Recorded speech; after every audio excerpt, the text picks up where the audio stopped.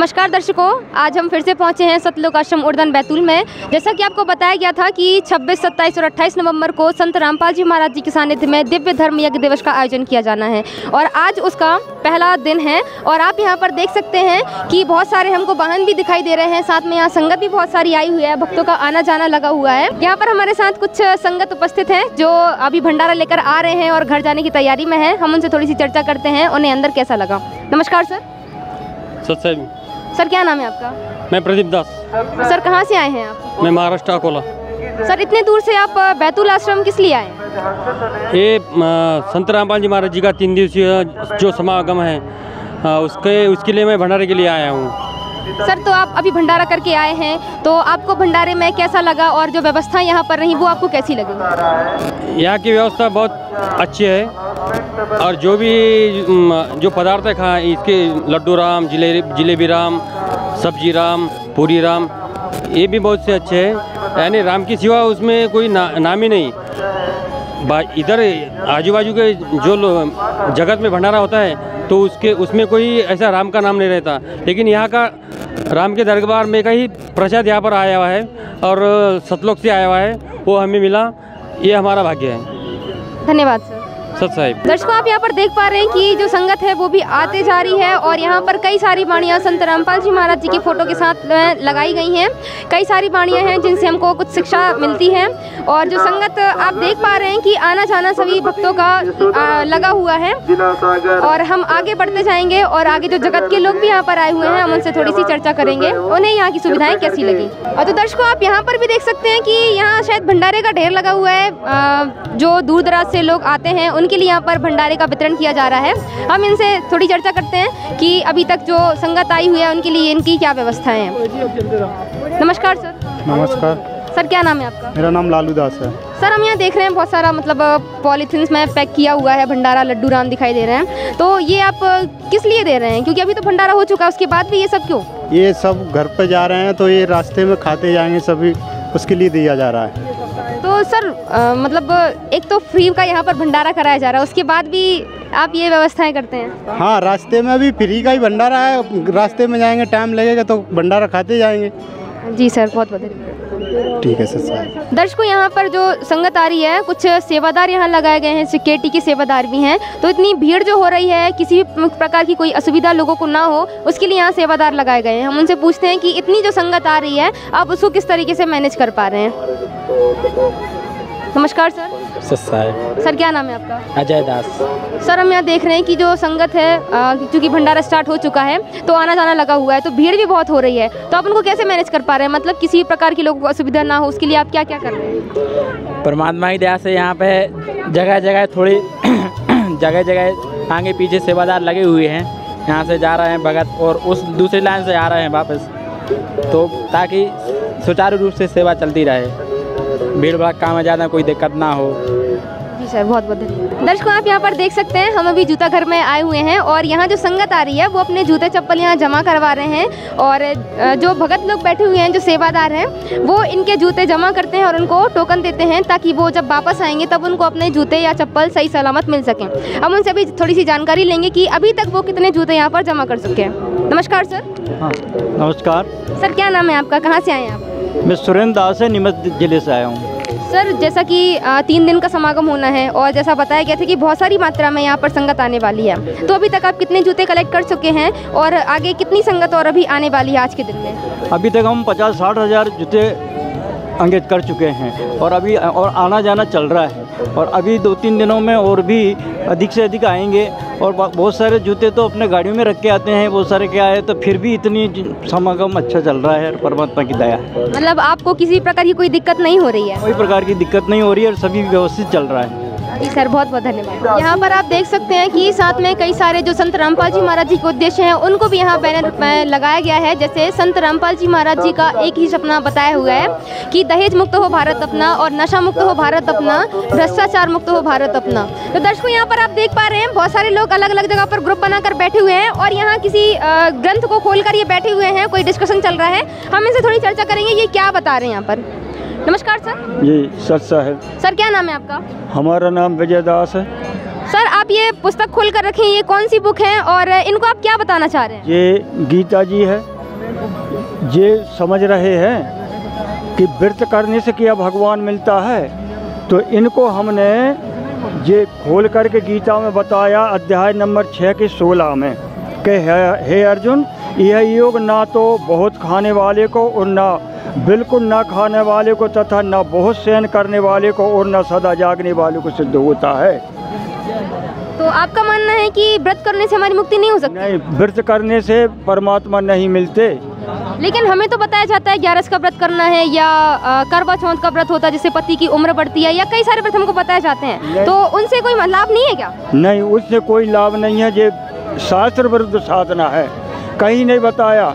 माने ना रामायण में बताया व्रत करने का, ना गीता में बताया व्रत करने का, कोई भी शास्त्रों में व्रत करने का कोई नहीं बताया। स्पष्ट में लिखा है कि अध्याय नंबर 16 के 23 और 24 में कहा है कि अर्जुन तेरे लिए और मेरे लिए शास्त्रीय प्रमाण है। सर इसमें कहाँ पर प्रूफ है, आप थोड़ा सा हमें बताएंगे? ये देखिए, ये 16 के 23-24 में लिखा है।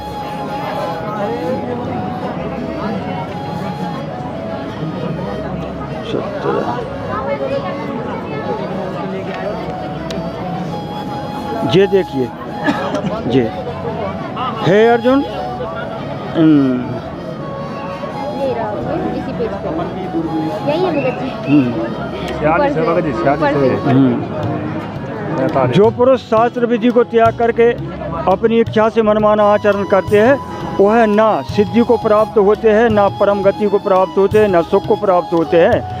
इससे तेरे लिए इस कर्तव्य और अकर्तव्य की व्यवस्था में शास्त्र ही प्रमाण है। ऐसा जान करके तू शास्त्र विधि से नियत कर्म करने योग्य है।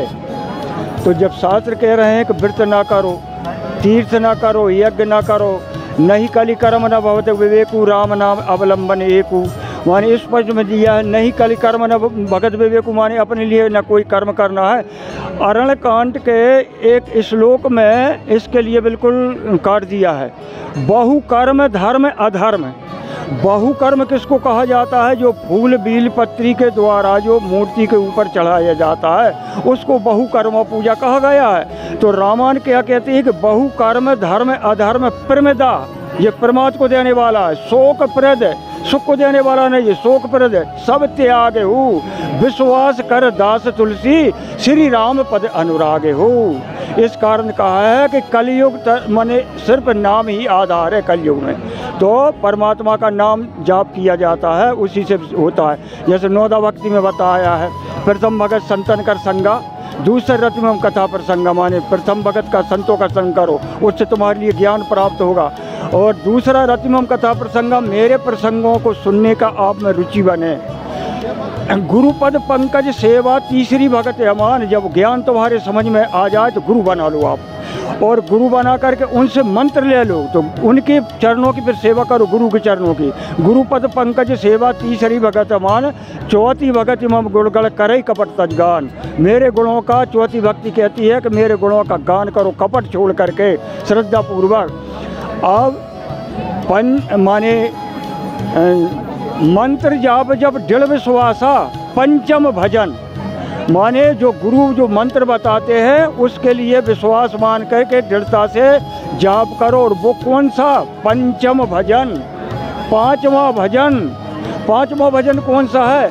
चार राम की भक्ति में भूल परो संसार, और पांचवें राम का वेद नहीं है जो जग से तारनहार, जो संसार से पार उतारने वाला, उस पांच राम का पता नहीं है। तो इसमें पांचवी भक्ति में बताया है कि मंत्र जाप जब दृढ़ विश्वास पंचम भजन और 100 वेद प्रकाशा, जो पांचवें वेद में ही इसका प्रकाशन किया है, उस भजन को करने को बताया है। सर जैसा आपने अभी कहा कि संतों की शरण के ग्रहण करने के लिए बोला है, तो भारतवर्ष में तो कई सारे संत हैं, संत रामपाल जी महाराज जी की शरण हम क्यों ग्रहण करें? वो तत्वदर्शी संत है, इसलिए जैसे उनने बताया है ये संसार रूपी उल्टा लटका वृक्ष, ये यहाँ पर ये चित्रित है, ये यहाँ पर चित्रित है। इसको बताया है गीता के अंतर्गत कि जो जड़ के सहित सावेद वित, इसको बता दे वह तत्वदर्शी संशय। इसकी जड़ क्या है, इसका पिंड क्या है, इसकी डगार क्या है, इसके पत्ते क्या है, जो सादे वेद वित बता दे वह तत्वदर्शी संत है। तो हमारे संत सतगुरु रामपाल जी महाराज जी ने इसका चित्र बना करके यहाँ सामने बता दिया है। और अभी तक किसी ने ये नहीं बताया कि इसके संसार रूपी उल्टे लटके वृक्ष की जड़ क्या है, पिंड क्या है, डगार क्या है और पत्ते क्या है।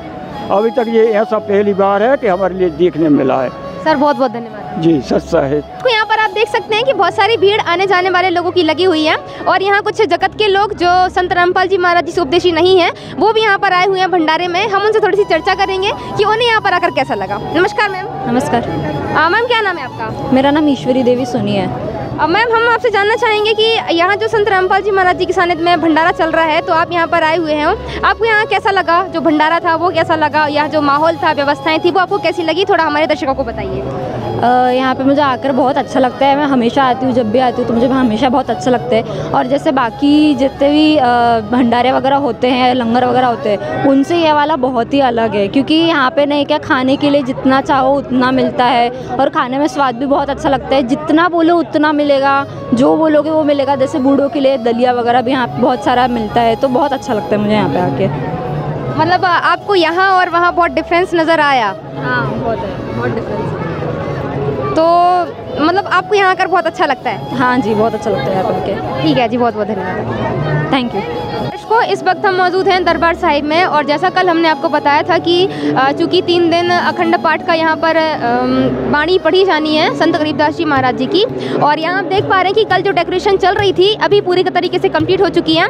और यहाँ पर आप देख सकते हैं कि जो भक्तों के साइड में भगत यहाँ पर संत गरीबदास जी महाराज जी की वाणी का पाठ कर रहे हैं। और दूसरी तरफ भी आप यहाँ देख पाएंगे कि जो बहनें हैं उनकी तरफ भी पाठ प्रकाश की वाणी का उच्चारण किया जा रहा है। दर्शकों, अभी हम मौजूद हैं दरबार साहिब में और यहाँ पर जो बहनें हैं उनकी तरफ जो संत गरीबदास जी महाराज जी की वाणी का पाठ किया जा रहा है। और कुछ बहनें भी हमारे साथ यहाँ पर मौजूद हैं। हम उनसे पूछेंगे कि जो पाठ है वो क्यों किया जाता है, संत गरीबदास जी महाराज जी कौन थे, थोड़ी हम चर्चा करते हैं। नमस्कार मैम। सर साहब जी। मैम, हम यहाँ पर देख रहे हैं कि जो वाणी का पाठ किया जा रहा है, तो ये किस उपलक्ष्य में किया जा रहा है? ये दिव्य धर्म यज्ञ दिवस के रूप में मनाया जा रहा है। इसमें 3 दिन का अखंड पाठ चल रहा है। इसमें संत गरीबदास जी महाराज जी की वाणी का पाठ चल रहा है 3 दिन तक। तो ये दिव्य धर्म यज्ञ दिवस क्या है, ये क्यों मनाया जाता है? ये शेख तकी ने मतलब कबीर साहिब जी परमात्मा जी को झूठा साबित करने के लिए एक झूठी चिट्ठी लिखी थी, जिसमें उन्होंने ये कहा था कि ये कबीर साहिब जी परमात्मा जी हैं जो दोहर मोहर दे रहे हैं और 3 दिन का विशाल भंडारा करा रहे हैं। तो उन्हें झूठा साबित करने के लिए मतलब झूठी चिट्ठी डाली थी, जिसे मतलब कबीर साहिब जी परमात्मा जी ने अपनी समर्थता का पूर्ण प्रमाण देते हुए 3 दिन का विशाल भंडारा कराया था और दोहर मोहर और एक कम्बल भी साथ में दी थी। बहुत बहुत धन्यवाद सर साहब। तो दर्शकों, आपने यहाँ पर देखा कि दिव्य धर्म यज्ञ दिवस मतलब जब 510 साल पहले संत कबीर साहिब जी ने 3 दिन का विशाल भंडारा करवाया था, जिसमें दोहर और मोहर भी उस भंडारे में आए हुए लोगों को दी गई थी। तो उसी उपलक्ष्य में यहाँ पर ये भंडारा करवाया जा रहा है और संत गरीबदास जी महाराज जी का 3 दिन तक अखंड पाठ भी यहाँ पर किया जा रहा है। दर्शकों, अभी हम उस जगह पर मौजूद हैं जहाँ पर भक्तों के द्वारा यहाँ संत गरीबदास जी महाराज जी की वाणी का पाठ किया जा रहा है। और यहाँ पर कुछ सेवादार हमारे साथ मौजूद हैं। हम उनसे पूछेंगे कि जो भंडारा है वो किया क्यों जा रहा है। नमस्कार सर। नमस्कार सर, क्या नाम है आपका, कहाँ से आए हैं? मोहन दास, नागपुर महाराष्ट्र से। सर, हम आपसे जानना चाहेंगे कि ये जो 3 दिवसीय भंडारा किया जा रहा है, जो पाठ हो रहा है, तो ये किस उपलक्ष्य में किया जा रहा है? ये 600 साल पहले कबीर साहब जब आए थे तो उनको कोई शेख तकी नाम का कोई पीर था, उसने कबीर साहब को नीचा दिखाने के लिए चिट्ठियाँ डाल दी थी कि कबीर साहब 3 दिन का भंडारा करेंगे, उसमें मोहर और दोहर भी देंगे। उनको किया तो था नीचा दिखाने के लिए, लेकिन कबीर साहब तो पूर्ण परमात्मा है। उन्होंने सतलोक से पूरा सामान, मोहर दोहर सभी, मिठाई मिष्ठान सभी लाके 3 दिन तक साधुओं को भंडारा करवाया था, सबको भंडारा करवाया था। उसी उपलक्ष्य में हमारे गुरुजी संत रामपाल जी महाराज जी ये भंडारा करवा रहे हैं। सर, उस वक्त मतलब आपने बताया 600 साल पहले कबीर साहब जब आए थे उन्होंने भंडारा करवाया, तो उन्होंने करवा दिया, लेकिन अब हम इतना पैसा क्यों खर्च करते हैं कि फिर से इतना भंडारा 3 दिन तक मतलब पाठ चलता है, बाड़ियाँ होती हैं और 3 दिन तक रेगुलर ही भंडारा होता है, क्यों इतना खर्च करना? ये खर्च नहीं है एक्चुअली। इसमें 3 दिन कबीर साहब की गरीबदास महाराज जी को कबीर साहब मिले थे, उनको ज्ञान दिया था। उस ज्ञान को कबीर साहब ने लिपिबद्ध किया था, गरीबदास जी महाराज ने। उसी का पाठ चालू है 3 दिन, और उस पाठ से यहाँ का वातावरण और पूरे भारत का वातावरण शुद्ध होता है। पहले आपने सुना होगा कि मंत्र जाप से किसी को सांप ने डस लिया है ना, तो कोई आदमी मंत्र बोलता था, उससे वो सांप का जहर उतर जाता था। और ये तो परमात्मा की, पूर्ण परमात्मा की वाणी है, पूर्ण परमात्मा के मंत्र है। और ये मंत्र का 3 दिन जब अखंड पाठ चलेगा ना, तो यहाँ का पूरा वातावरण है ना वो शुद्धिकरण होगा।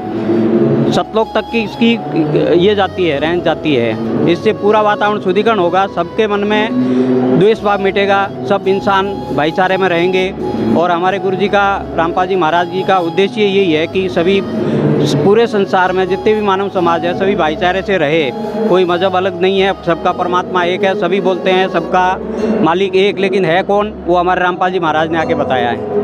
सर बहुत बहुत धन्यवाद। सच्चाई। उसको यहाँ पर हमारे साथ और भी सेवादार मौजूद हैं जो कुछ दिनों से यहाँ सेवा दे रहे हैं। हम उनसे भी थोड़ा सा जानेंगे कि आखिर वो यहाँ पर क्यों आए हुए हैं। नमस्कार सर। नमस्कार सत साहिब। सर क्या नाम है आपका? मैं ईश्वर दास। सर कहाँ से आए हैं आप? मैं नागपुर से। सर कब से आए हुए हैं यहाँ पे? मुझे अभी 1.5 साल कंप्लीट हो गया है वक्ती में। मतलब जो अभी भंडारा स्टार्ट हुआ है, तो आप कितनी तारीख को यहाँ पर आए हुए थे? मैं अभी जस्ट 20-25 मिनट पहले यहाँ जस्ट अभी एंट्री हुआ है। जस्ट अभी दंडवत करने हम आए हैं यहाँ पे। सर क्या करते हैं आप? मैं बजाज स्टील इंडस्ट्रीज में डिजाइन इंजीनियर हूँ, नागपुर मेडिसी में। सर नागपुर महाराष्ट्र और बैतूल MP, तो इतने दूर आने का क्या उद्देश्य है आपका? एक ये भक्ति में आने से, और ये जो ज्ञान हम समझते हैं और गुरुजी जो सत्संग में हमें जो बताते हैं, ये सुन के एक गुरुजी का और जो भी भगत का, हमें भगत बोला जाता है और बाकी जो भी जनता है उनको जगत बोला जाता है। तो ये एक रिलेशन अटूट रिलेशन बन जाता है। तो सर हम आपसे जानना चाहेंगे कि आपने यहाँ पर जो भंडारा किया, चूँकि आपको बहुत ज़्यादा लंबा अर्सा नहीं हुआ है संत रामपाल जी महाराज से जुड़े हुए हैं, तो आपको यहाँ की व्यवस्थाएं कैसी लगती हैं? एकदम एक्चुअल में मैडम व्यवस्था तो ऐसा लग रहा हमें अभी। हमारे अभी साथ कोई भगत जी है हमारे नागपुर से, इनको बोला भी मैंने कि भगत जी सेवा नहीं, मेरा लड़का भी ये भक्ति में आया है मेरे आने के बाद। तो मैं मेरे लड़के को ही बोला कि वेदांत ऐसा लग रहा कि ये जो आश्रम है बैतुल धाम, ये जो बैतुल धाम जो आश्रम इतना सुंदर है, तो जो एक्चुअल जो सतलोक है वो कितना सुंदर होगा। ये मैं अभी जस्ट यहाँ एंट्री करते समय मैं मेरे लड़का वेदांत से बात किया। यहाँ पर आप देख सकते हैं कि जो बाल्टियाँ हैं उनके अंदर भंडारा यहाँ रखा हुआ है। कहीं पर आप देख पाएंगे कि इसके अंदर पुड़ी राम रखी हुई है। आगे भी और आप आगे बढ़ेंगे, इसमें जलेबी राम रखी हुई है और यहाँ पर भी जलेबी है। और आगे आप देखेंगे इसमें आप देख पा रहे हैं लड्डू राम रखे हुए हैं। मतलब सभी प्रकार के आइटम्स यहाँ पर आप देख सकते हैं। और आगे चीनी भी रखी हुई है, मिर्ची आपको देखने को मिलेगी, अचार है, नमक, सब कुछ यहाँ पर आपको देखने को मिलेगा। मतलब जितनी व्यवस्थाएं हम घर पर नहीं करते हैं वो सारा कुछ हमें यहाँ पर देखने को मिलता है। और जो सेवादार हैं जो प्रसादी वितरण करने की सेवा लगे हुए हैं, वो भी आप देख सकते हैं। चावल लेकर जा रहे हैं, कोई लड्डू लेकर जा रहे हैं। इस तरीके से जो सेवा है वो बहुत ही अच्छे तरीके से सुचारू रूप से चल रही है। आप यहाँ देख पाएंगे कोई लड्डू राम किसी की थाली में है। सभी मतलब बहुत अच्छे तरीके से सभी भंडारा ले रहे हैं। यहाँ पर कोई भी भीड़ भड़ाका जैसा कोई भी हमें मतलब माहौल देखने को नहीं मिलता कि किसी चीज़ को लेकर कोई झगड़ा हो रहा हो, ऐसा कोई भी माहौल हमको नज़र नहीं आ रहा है। यहाँ पर आप देख सकते हैं कि जो बहनें हैं उनके लिए भंडारे की अलग व्यवस्था की गई है। और ये आप बहनें देख रहे हैं, सभी लोग यहाँ बहुत अच्छे तरीके से भंडारा कर रहे हैं। भक्तों की साइड में भक्तों की सेवा लगाई गई थी भंडारा परोसने की, और यहाँ पर बहनों की साइड में बहनों की सेवा लगाई गई है भंडारा परोसने की। तो एक सामुदायिक तरीके से जो सेवा है एकदम सुचारू रूप से चल रही हैं। हमें ऐसी कोई भी कंडीशन नज़र नहीं आई कि जहाँ पर लोगों को किसी प्रकार की कोई असुविधा हो रही हो। दर्शकों, अभी यहाँ पर आप देख पा रहे हैं कि बहुत सारी बहनें जो भंडारा कर रही हैं, कुछ बच्चे भी हैं, कुछ माइयाँ बहनें, सभी लोग यहाँ पर भंडारा कर रहे हैं। हम उनसे थोड़ा सा पूछेंगे कि उन्हें ये जो भंडारा है वो कैसा लग रहा है। नमस्कार बेटा। सत्सार। क्या नाम है आपका? सालू। आपने यहाँ पर भंडारे में क्या क्या खाया? पूड़ी, चावल, लड्डू, जलेबी और तो आपको ये कैसा लगा भंडारा? अच्छा। सब कुछ अच्छा लग रहा है? चलो ठीक है।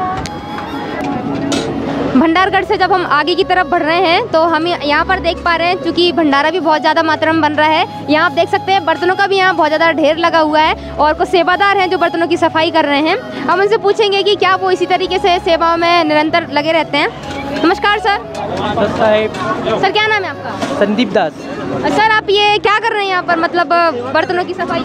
ये सेवा कर रहे हैं। तो सेवा मतलब ऐसी ठंड है एक तो, और फिर पानी भी ठंडा, तो आप लोग को यहाँ क्या मज़ा आ रहा है, मतलब क्यों आप लगे हुए हैं? इसमें परमात्मा बताते हैं कि खूब सेवा करने से पुण्य मिलते हैं, पाप कटते हैं और बहुत मतलब पाप जो रहते हैं वो कट जाते हैं। तो बर्तन की सेवा आपने क्यों ली, कोई और सेवा कर लेते हैं? नहीं, मगर परमात्मा ने इसका ज़्यादा महत्व बताया है। अच्छा, मतलब ठंड में रहेंगे तो ज़्यादा लाभ मिलेगा। जी जी ठीक है सर, धन्यवाद। अच्छा है। यहाँ पर अभी हमने देखा कि जो भंडारा बनने के बाद बाल्टी वगैरह हैं या बड़े बड़े जो बर्तन हैं उनकी यहाँ पर सफाई की जा रही है। और दूसरी तरफ आप देख सकते हैं कि जो बहनें हैं वो यहाँ जो भंडारा करने के बाद थाली गिलास होते हैं उनकी यहाँ पर साफ सफाई कर रहे हैं। मतलब जो सेवादार, जो संगत यहाँ पर आ रही है, उन्हें कुछ भी नहीं करना, बस आकर उन्हें भंडारा करना है और थाली भी उनको साफ नहीं करनी होती। यहाँ सेवादार पहले से ही मौजूद हैं। नमस्कार मैम। साहब जी। क्या नाम है आपका? क्रांति दासी। मैम आप यहाँ पर ये बर्तन क्यों साफ कर रहे हैं? ये जो भगत लोग आते हैं तो उनको असुविधा ना हो, इसलिए हम सेवा देते हैं। तो जो लोग यहाँ पर मतलब भंडारा कर रहे हैं तो वो खुद भी तो अपने बर्तन साफ कर सकते हैं, आप लोग क्यों ये, मतलब इतनी ठंड है, वैसे ही तो ठंड तो लगती है, फिर आप लोग क्यों लगे हुए हैं? नहीं, मालिक की दया से अपने कर्म बनते हैं, से पाप कर्म कटते हैं, इसलिए सेवा देते हैं जी। परमात्मा ने बताया है। एक मिनट।